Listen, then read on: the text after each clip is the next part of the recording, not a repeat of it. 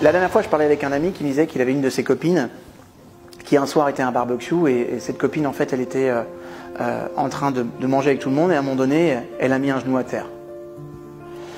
Elle s'est relevée, elle était un petit peu dans les vapes, tout le monde lui a demandé si ça allait. Oui, ça va, j'ai trébuché. Elle semblait un petit peu choquée, mais elle a repris la soirée normalement. Dans la nuit, le mari de cette femme l'a emmenée à l'hôpital parce qu'elle a eu un gros problème. Et le lendemain matin, elle était morte. Ok, un AVC. Alors voilà ce qui se passe. Un AVC, dès que vous avez quelque chose qui semble anormal, alors vous voyez, ça peut sembler normal qu'une personne trébuche et dise bah, j'ai glissé sur une racine ou quelque chose, mais ce qui est intéressant, c'est qu'est-ce qui se passe après? Je récupère mon équilibre, je tombe au pire, je récupère mon équilibre et tout va bien.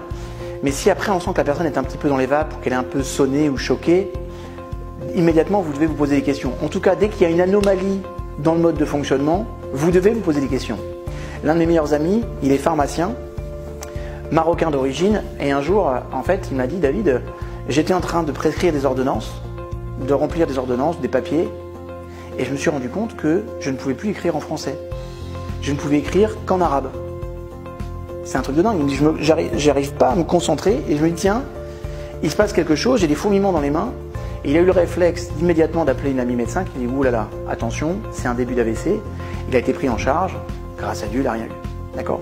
Donc, dès que vous avez quelque chose chez une personne qui trébuche ou qu'il y a quelque chose d'anormal, vous devez avoir les réflexes que je vais vous donner. Premier réflexe, demandez à la personne de sourire. Si elle est incapable de sourire par elle-même, c'est qu'il y a un problème neurologique.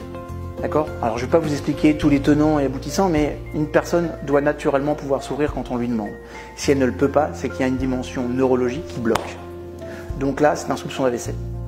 Ensuite, vous pouvez lui demander par exemple de vous dire une phrase toute simple, du style « Tiens, il fait beau aujourd'hui » ou « Je suis venu en voiture »,« Demain, j'irai à l'école ». Bref, la phrase la plus simple du monde.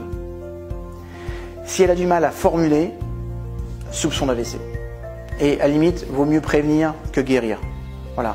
On ne vous en voudra jamais si vous avez un soupçon, posez un diagnostic et que vous appelez et que c'est pas ça. Vaut mieux que ce soit pas ça que si c'est ça, ce soit bien pris en charge à temps. Vous êtes d'accord avec moi? Ok. Donc première chose, le sourire. Deuxième chose, je lui demande une phrase simple. Troisième point, qui peut être un point important aussi, on va lui demander de lever les deux bras en même temps. Si elle n'arrive pas à lever l'un des bras, c'est qu'il y a obligatoirement une des parties du cerveau qui a été touchée. Ok? On appelle ça un symptôme de neurolésion. Donc, 1, je demande à la personne de sourire. 2, je lui demande une phrase simple. 3, je lui demande de lever les bras. 4, je lui ai demandé de tirer la langue. Si elle a ce qu'on appelle la langue qui croche, c'est-à-dire qu'elle part dans un sens ou dans un autre, et qu'elle a du mal à tirer la langue et qu'il y a une partie de la langue qui croche, vous pouvez être sûr d'une chose. Là, c'est vraiment soupçon d'AVC. D'accord? Et quels que soient ces petits symptômes que je vais vous dire là, que je vous ai donnés là, s'il y en a un seul, qui n'est pas facile à faire, à produire à la personne, de façon systématique, vous appelez, il y a une prise en charge médicale. C'est obligatoire. Vous savez, je sais une chose, c'est que maintenant que vous êtes au courant de ça, s'il se passe quelque chose autour de vous, vous aurez le réflexe systématique d'être en réflexion et vous aurez le bon réflexe médical. C'est comme le secourisme. On apprend par exemple à mettre la personne en position latérale de sécurité. On va apprendre à faire un Heimlich. Ça, ce sont des choses qui sont basiques.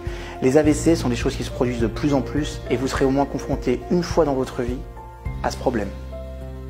Donc le jour où ça va arriver, cette petite vidéo, elle peut sauver la vie de la personne. Peut-être même la vôtre. Donc voilà ma demande. Une demande qui est simple. Habituellement, je dis likez, partagez cette vidéo. Tout le monde, je dis bien tout le monde, doit voir cette vidéo.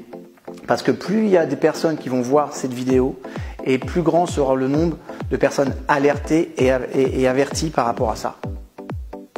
Les statistiques montrent que si vous envoyez cette vidéo à 100 personnes, il y a de grandes chances que vous sauviez une vie ou vous évitiez un handicap à une personne. Donc, si vous n'avez pas 100 personnes dans votre carnet d'adresse, c'est pas grave. Envoyez à 30, 10, 5 personnes, c'est pas grave. Mais faites tourner cette vidéo parce que je pense qu'elle est d'intérêt public, elle est utile et ça peut aider des milliers de personnes.